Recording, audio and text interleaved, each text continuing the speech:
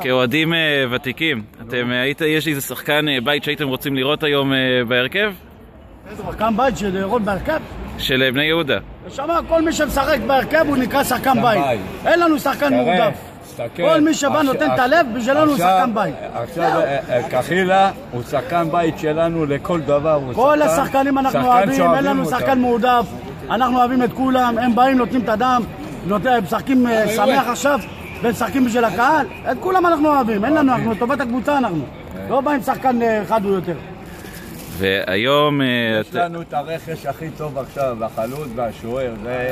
זה הקבוצה שפדרו חזר גם. שגם פדרו חזר, הקבוצה מתפקדת כמו שצריך. אתה רואה כדורגל, זה לא הייתה קבוצה קבויה, בהתחלה הייתה קבוצה קבויה עם רכש שלא הצליח, והבאנו רכש, אז הרכש הזה נהיה טוב. לפי מה שנראה אתם צריכים, נראה להחתים עוד זרים ליטאים, אני חושב שהליטאים ככה משפרים את הקבוצה. וואלה, נשמה, אנחנו לא מחפשים להחתים זרים, שיבוא זר גם מסודן. מי שיבוא ויהיה טוב, ישחק, מי שלא יהיה טוב, יהיה ביציע, נשמה, אנחנו מחפשים אנשים עם נשמה, שיבואו לשחק, לא מחפשים כוכבים. כל מי שבא הוא לא כוכב, מחפשים רק שיהיה טוב. אנחנו גם שחקן ערבי מקבלים אותו יפה פה בקבוצה. שחקן ערבי מקבלים אותו, אבו זיאד, קיבלנו אותו יפה, והוא לכלך לא טוב. כל שחקן ערבי שבא לבני יהודה מתקבל יפה עם האוהדים. יפה מאוד. מה אתם אומרים היום על היוזמה של אברמוב, שנשים וילדים מקבלים כרטיס חינם? אברמוב, אני אגיד לך משהו,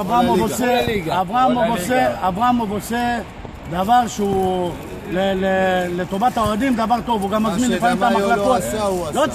לא באים עכשיו להשוות בין דמאיו לזה, גם דמאיו עשה דברים טובים ועשה המון למען בני יהודה. אברמוב פשוט רוצה להביא את הקהל. למה? הקהל עוד לא מחובר, רוצה להביא את הקהל. אם זה יבוא זה ברכה, אם לא יבוא זה כבר תלוי באנשים. היה פה טאקל עם דמאיו על קחילה. השחקן היה צריך לשחק נגד ביתר, לא נתנו לו, החתימו אותו בגלל שלא ישחק נגד ביתר. איזה קבוצה לא נותן שחקן שבא מהם לא לשחק בקבוצה השנייה? לכל קבוצות, לא רק דמאיו, לא באים ללכלך. חבר'ה, דמאיו עשה עבודה גדולה גם 13 שנה בבני יהודה בלי שקל והשאיר אותנו והכל, לא באים ללכלך על אף בן אדם. כל בן אדם, הכבוד שלו מונח במקומו, דמאיו עשה דברים יפים, מה שאברמוב עושה עכשיו זה גם דברים יפים, הוא מנסה להרים את הקבוצה, מנסה לחבר אותה, אם זה יצליח, מה טוב, אם לא יצליח, גם נלך איתם, אנחנו לא באים, אנחנו הולכים לטובת הקבוצה, זה מה שחשוב.